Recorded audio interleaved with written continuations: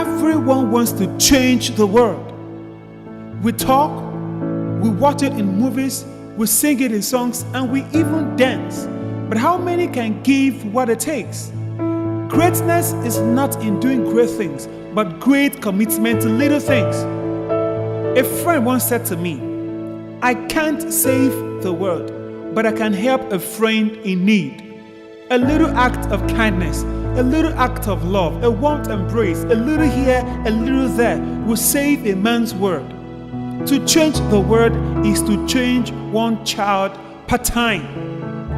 In the words of Nelson Mandela, education is the most powerful weapon which you can use to change the world. But my generation confuses education with schooling.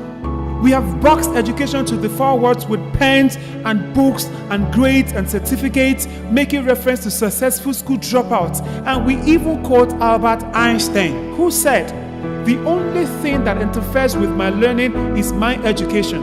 But interestingly, the same he also said, education is what remains after one has forgotten what one learned in school.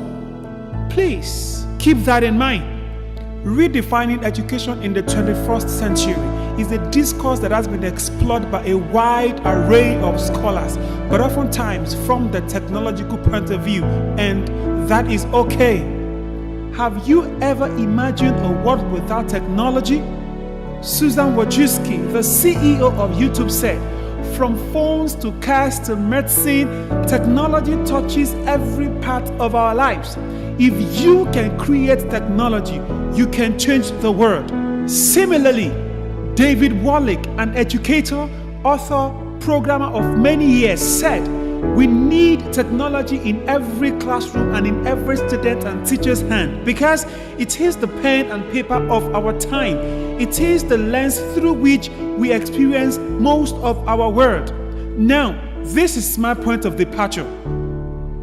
In 2014, Professor David Rose, a neuropsychologist and educator who teaches at the Harvard Graduate School of Education, was asked what advice he had for schools or educators who are looking to use more multimedia or digital tools in their instruction to better cater to students' individual learning needs.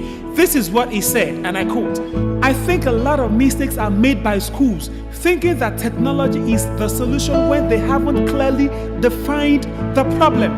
So I guess you might want to ask, what then is the problem? Is this schooling or technology or even education? Let me make an appeal to your curiosity. Schooling is not the same as education, and education is not schooling. Mark Twain, "I'll never let my schooling get in the way of my education." This simply implies that we allow schooling get in the way of our education. Education in itself isn't the problem. Education is not an end in itself, but a means to an end. Education is an unending process of learning that is not limited by time or space. True education is the empowering of the mind. On the other hand, according to Bill Gates, technology is just a tool in terms of getting the kids working together and motivating them. The teacher is the most important. It therefore means that neither schooling nor technology alone can deliver the future, but the teachers can and the teachers will. We are teachers for such a time like this.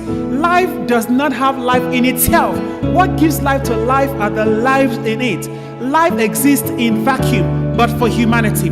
We are the lives, not technology. We have the experiential knowledge, not technology. We have the relationship, the connection, the empathy. Humanity runs in our veins. Steve Jobs posited that it's technology married with liberal arts, married with humanities, that yields us the results that make our hearts sing. This is the life behind technology. This is what I call the hidden curriculum.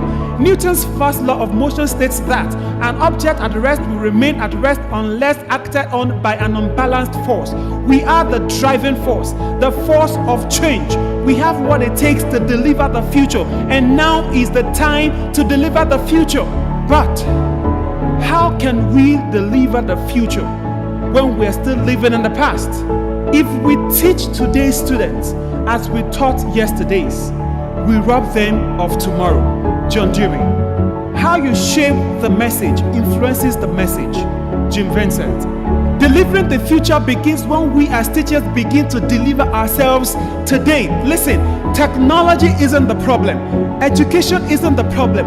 You cannot continue to sow into the past and expect to reap from the future. To educate the children of the future, you have to begin to educate yourselves today. Therefore, arise, O ye teacher, arise. Arise from the shackles of laxity, wake up from the chains of complaints and deliver the future today. Arise, O teacher, arise. Stop floundering in the mud of self-pity, but listen to the cry of the wisdom on the streets. Gautam Kantrapa, the founder of Lab Plugin, observes that the smartest people in the world, the outliers, the game changers, the moonshot takers, they never quit their education. They simply escaped the outdated education system. Escape now from the pit of mediocrity. Educate yourself to innovate yourself. Invest in yourself to reinvent yourself. Inform yourself to deliver yourself. Empower your mind to add value to your life. So stand up, man up, and mind up. Be the best of yourself.